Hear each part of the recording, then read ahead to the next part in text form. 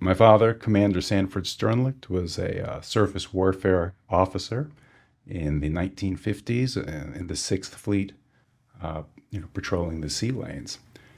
And he wrote over 30 books, actually, but some of them on naval war history. But his first few books were poetry, and he wrote his first book, this one, Gull's Way, while he was at sea on the USS Fort Mandan. Wow. Yeah, I think he spent many nights in his stateroom, Right. working on this. And I'd like to read you one of them that really makes me think about the CNO's navigation plan. And it is called Second Dog Watch. It's time for evening stars. The east is black. Across the poles, the western sky is crowned with flame where sank the ancient fire ship. From in the chains I scan the world around. The azure hem of sea and sky is clear. It won't be hard to shoot my stars tonight. The sextant, cool within my hands, will pluck and hawk to earth chance-distant eyes of light. And then, as men have done for centuries, I'll mark a chart and say that this I know, my heaving world of steam and steel is here. The old unmoving stars have told me so. So that theme, right, of knowing where we are and knowing where we need to go, right, is so much a part of ensuring, I think, a future of security, for us and our children.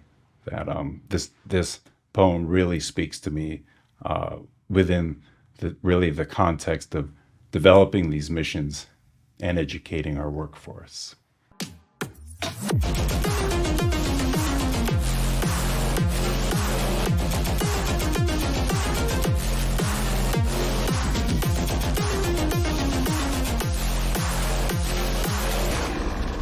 San Diego had really a tremendous impact on the development of sonar systems, and especially mine detection sonar systems. And I think it would be great to start off and talk a little bit about that history. I'll admit some of that history is actually very well documented in a publication your Public Affairs Office came out with called Weapons of Choice. I highly recommend it. It is, maybe 800 pages long. It has very in-depth history on this area, the technology development in this fleet concentration area. But there's as far as mine detection goes, first of all, we're talking about sonar systems. And when we talk about sonar systems, the best way to think about a sonar system is like an underwater version of radar, or sometimes I use the analogy, an underwater acoustic flashlight, right, where you send out a burst of sound, which we call a ping, and that sound reflects off of a target or the seafloor and comes back to your receiver. And you know how long it took for that sound to come back, and we know the speed of sound in water, so we can get the range. And we also know what direction that sound came in. So with the range and the direction, we can get the location of that object, whether it's a mine in the water or a submarine or just mapping the seafloor itself. Mm-hmm. And the character of the sound, like the volume, the amplitude as it comes back, or just some of the kind of audio characteristics, can tell us quite a bit about that target. So that gives you a little bit about what sonar is. And when most people think about sonar development in the San Diego area, as far as mine detection goes, and these are sea mines, of course, underwater mines that sit in the water column or sit on the seafloor, they might think of the explosive ordnance disposal It's a Mark 18 program, family of unmanned undersea vehicles. Yep. They have some very sophisticated sonars with that program. Probably more people know about the marine mammal program here, which I understand you have some history in too. I do, yeah. The most sophisticated sonar of them all. I Yes, think you some might bet. say. Yes, a sonar that took millions of years of evolution to Yeah. develop. Yes, and that is one of the categories, of course, of mine detection sonar. But most people aren't really aware of the history and during World War II, when some very key developments happened here in the San Diego laboratories. I think it's fair to say that the first successful battle-tested mine detection sonar was developed here Wow. by the San Diego laboratories. Back in about 1940, the War Department put together the University of California Division of War Research. And there were, several of these types of divisions spread out about the country. And locally, that was pulled together on really Point Loma and Bayside here with experts from the Scripps Institution of Oceanography and the Navy's Radio and Sound Laboratory here. And they put together this UC division, and they developed some really groundbreaking technologies during the war. Wow. And I'll just say that, and we'll talk about some of those technologies, but the legacy of that organization lives on. The Scripps scientists would break off back to Scripps, and they would become the Marine Physical Laboratory, where I did my doctoral degree. Very cool. All right, and then the Point Loma engineers, the Navy engineers, would go on to form the Navy Electronics Lab, or NEL, whose legacy is now part of NIWC PAC. Yep. Yes. Maybe 5 or 6 names ago. Yes, 5 or 6 names ago, indeed. So what were these sonar systems? Well, there were a few of them. Some were developed for kind of landing craft vehicles. Some were, developed for submarines. But there were a lot of prototype systems out there, a lot of one-off systems that were used to varying success out in the field. But the real successful mine detection sonar was a device called the QLA. Of course, they designated everything with letters here. And the QLA was an FM sonar system, a frequency modulated sonar system that did not operate in a pulsed mode. Most echolocating sonar systems today send out these FM pulses, which are then compressed, so you can get very, very resolution ranges to target. We did not have pulse compression technologies back then.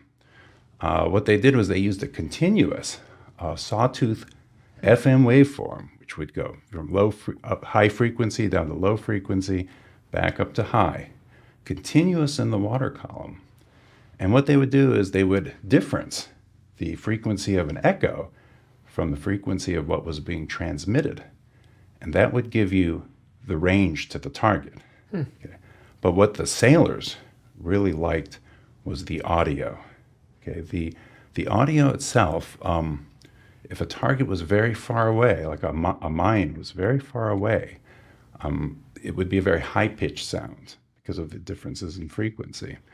And as you got closer to the target, the sound would become very low-pitched. So the sailor could actually hear the progression of your ship, of your submarine moving towards that target. And the character of that sound, you could tell what you were pinging on from the character of that sound. And the sound from a mine was reportedly extremely haunting. It was a very haunting sound. So much so that they say that the sailors who operated these systems in the field and used them in minefields actually had nightmares around the sound of the sonar system.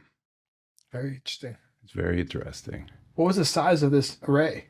You know, a Right. lot of the older technologies you think of as being these, well, in a lot of cases they were these gigantic things because the technology wasn't where it is today. Yeah, this sonar would actually it was a cylindrical aperture, Okay. right, which would project up from the deck of a submarine. So when you think of a surface ship, the sonars are usually on the hulls, Of course. down into the water. But in the submarines, they would come up through the deck, and it was a cylindrical aperture, and that cylinder allowed you to kind of look and scan in all directions. So steerable. Steerable, exactly. And it would steer automatically, and it would scan 360 degrees around the ship itself.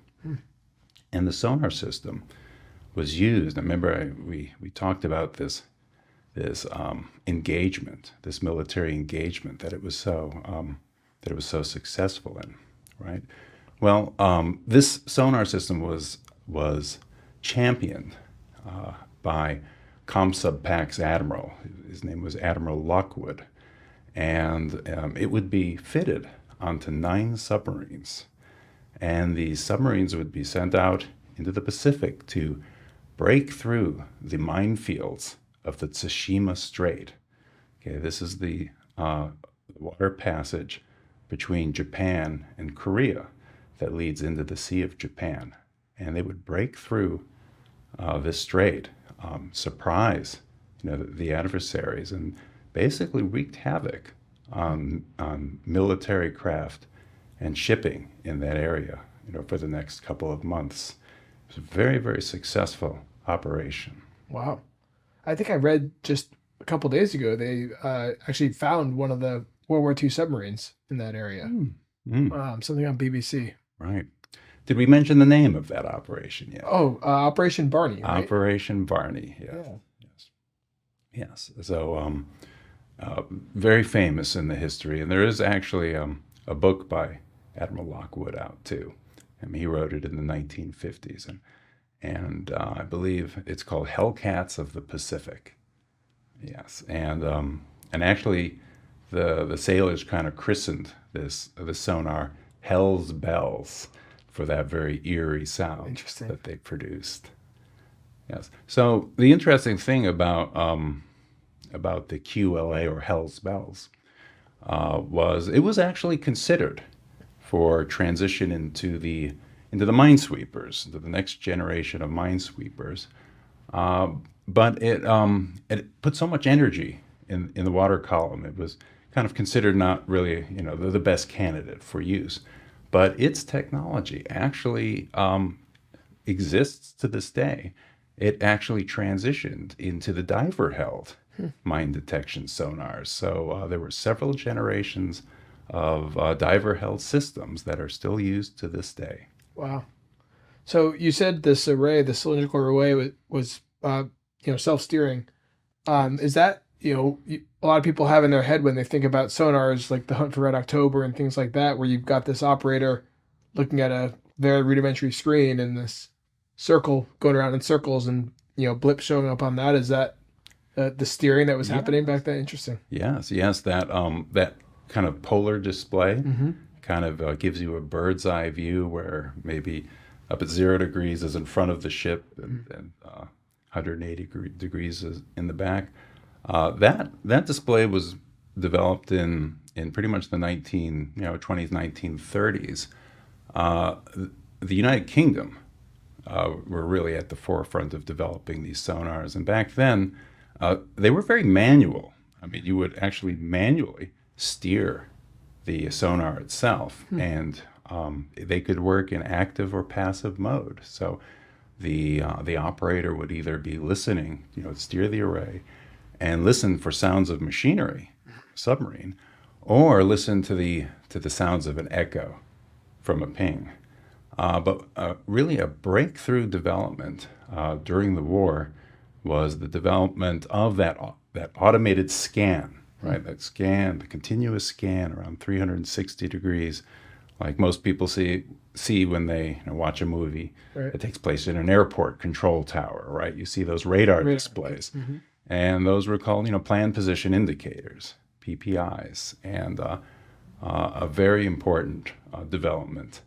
And the way they worked was pretty amazing because these were the days before these digital electronics and computers that we have and digital signal processing that computers can do for us. Much of this was completed with dedicated circuitry of capacitors and resistors and inductors and mechanical relays. So these systems very early on were very big, very bulky. Even the electronics associated with them were quite large. And but as time went on, the technology would get smaller, and we could package them into smaller systems. So I like to break out the generations of mine detection sonars into three generations and 5 categories. Right. So back in the QLA days, right, in those early days of World War II, we basically had ship installed sonars because of their size and power requirements for the most part. And then starting in about the mid 60s, I would say 60s, all the way up to the Persian Gulf War, we would add diver held sonar systems that, of course, came from the QLA system, and towed systems too. The towed side scan sonar systems that most people are very aware of today for the fact that they can find shipwrecks, right? We found the Titanic and many other shipwrecks, and we know so much about what the seafloor actually looks like in any large scale from these side scan sonar systems. That system was actually invented at my laboratory, right? The QLA was developed at your laboratory.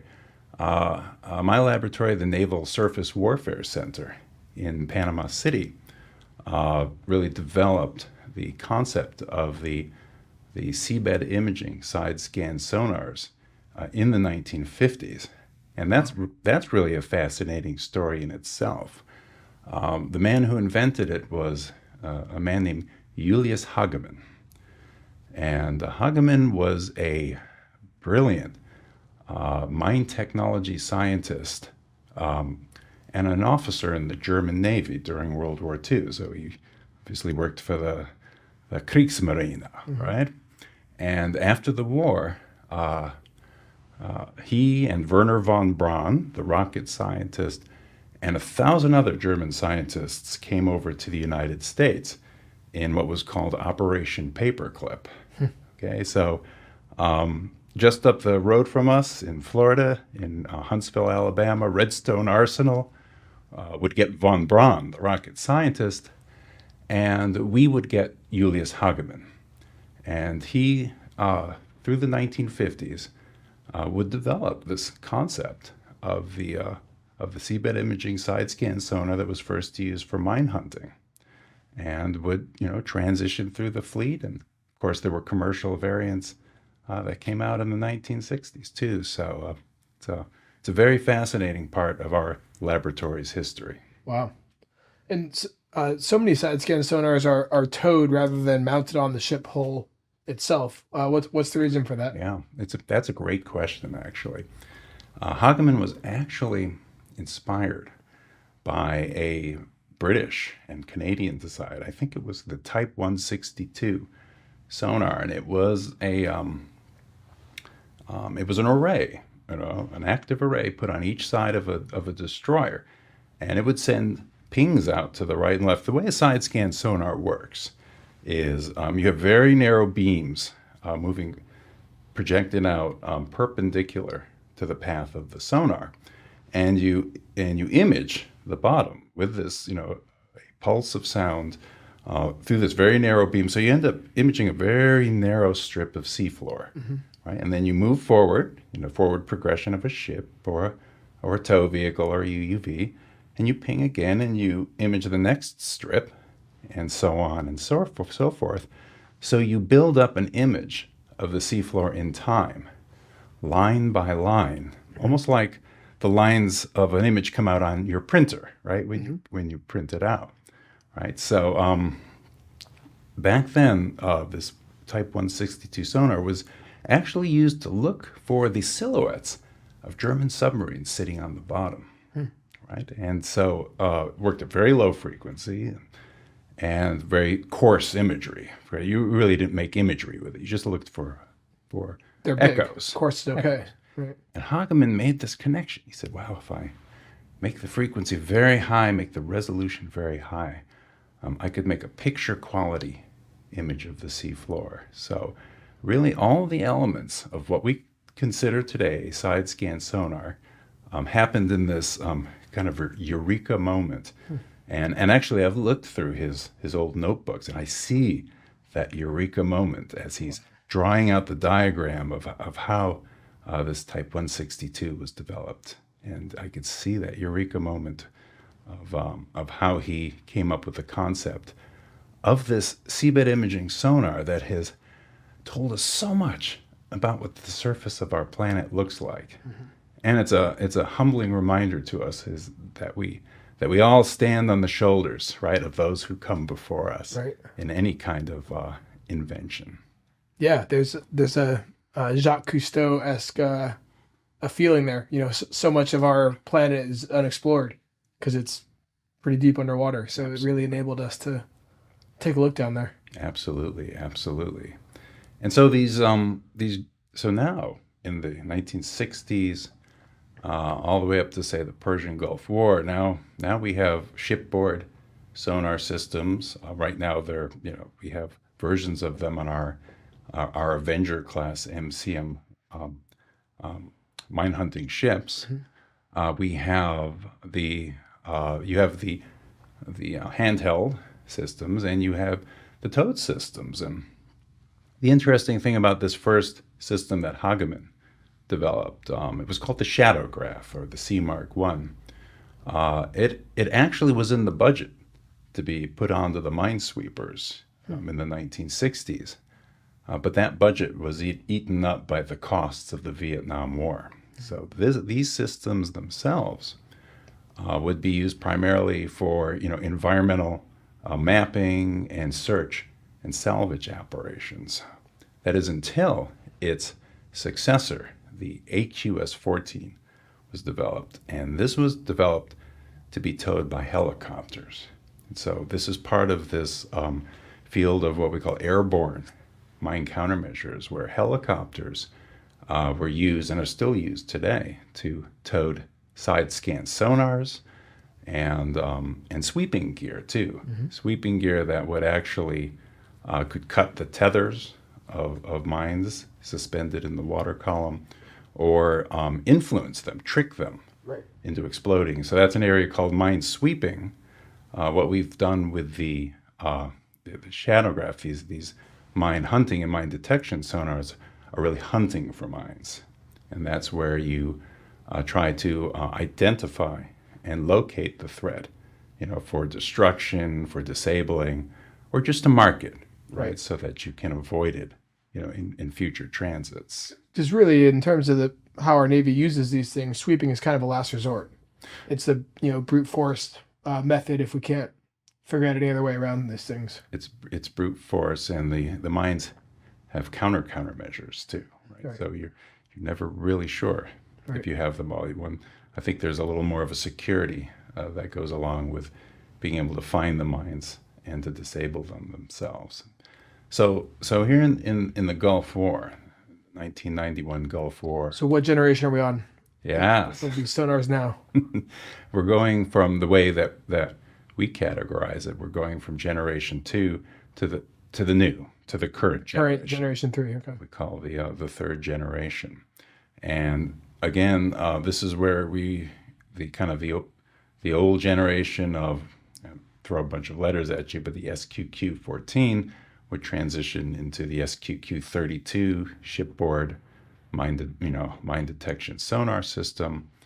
And after this time, you would start to add several more variants of mine detection sonar technology. One would be, of course, on unmanned vehicles, right? And what we call synthetic aperture sonar. This is a very, very super high resolution form of side-scan sonar, kind of the underwater equivalent of SAR, synthetic aperture radar, which is on the in the Mark 18 program. It is indeed, today. yeah. It's in the Mark 18 program, and many of the towed variants, that are now part of the U.S. and NATO, a triad of airborne surface and EOD mine countermeasures. But then you would also have the marine mammals too. This ancient evolutionary sonar system, and it's very interesting. The mammals and the unmanned systems would be used after Operation Iraqi Freedom in 2003 for securing the area of Qasr after the battle that took place there in Iraq. So this is also kind of a very significant time in this history. Yeah, I mean, it really it put MCM on the map, especially expeditionary MCM. Absolutely. It really all of a sudden became a big priority for the Navy, and a lot of the people I work with now are out there with the mammals and/or Mark 18. Yes, and you've worked both of these programs. I have, yeah. And I find that's absolutely fascinating. And even though I put the marine mammals into the more of the new, the third generation, we have to acknowledge though that the development of that dolphin and diver team, which we call the Mark 7, really got its start in the 1970s. Right? I mean, here and I think it was Point Mugu. Yeah. They first had facilities to work with dolphins, and then these moved to Hawaii. Right on the island of Oahu, and some very considerable work was done there. And I believe it was in the 1990s that the dolphin program was then moved back to San Diego. Yeah, I think it was. And I think it's so important. I know there's great interest in sundowning these types of systems. Right. Eventually, but they're so good. They work so well.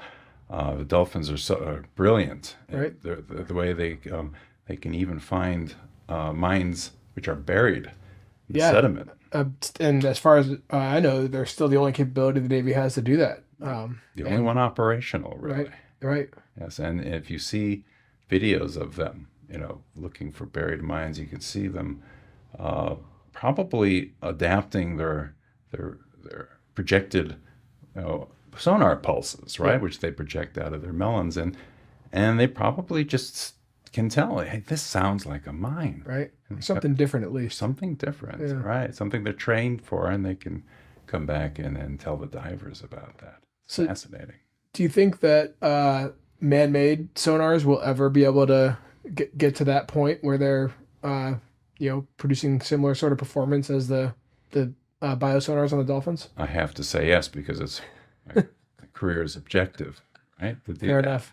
But what we have to do while we're working with the dolphins, it's imperative that we learn as much as we can. Mm-hmm. And of course, the Office of Naval Research and a cadre of scientists that work with them have that as one of their very high priorities. Certainly so. Yeah.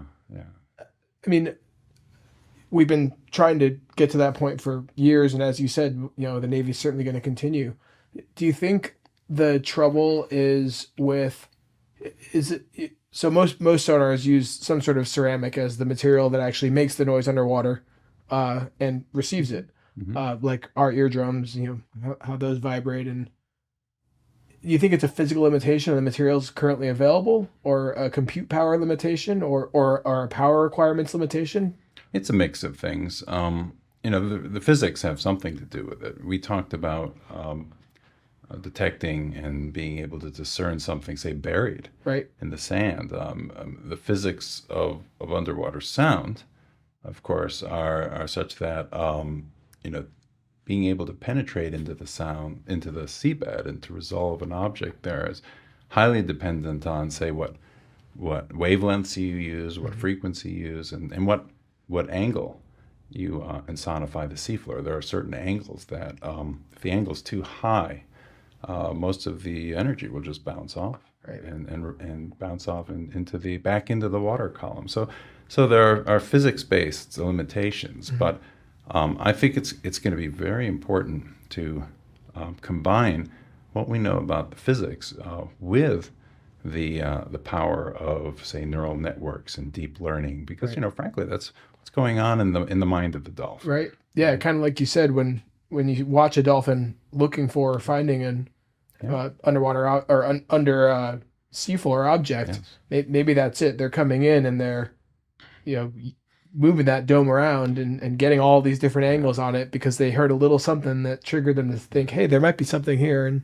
And they're changing the character of their chirps, right? To kind of tune in, right, and focus in on that object. So this is an area that some people have started to call hybrid machine learning, where you use both the power of pattern recognition, right, and from where you have lots and lots of data to work with, and the power of deep neural networks with our knowledge of the physics, and you can marry those two approaches together.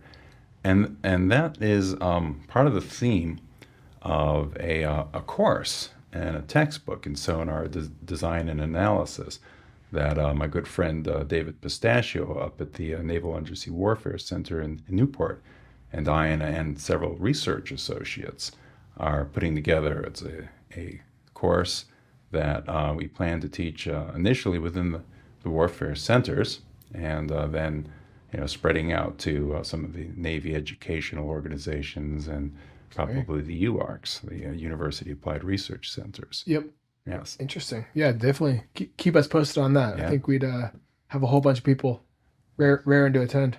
And I think it's so, and the approach that we're going to take is a looking back and looking forward approach at the same time. So a very good way to teach sonar design and analysis is to show how these systems throughout history performed in their key military engagements, right? So that teaches acoustics, that teaches design, that teaches analysis, and provides lessons in history too. Right.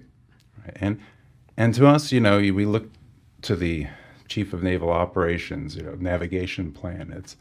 It's all about guidance. Right? It's all about guidance, and it's all about really aiming that one of the greatest assets that we have in the Navy, and that is the partnership between the warfighter and our technical workforce. Mm-hmm.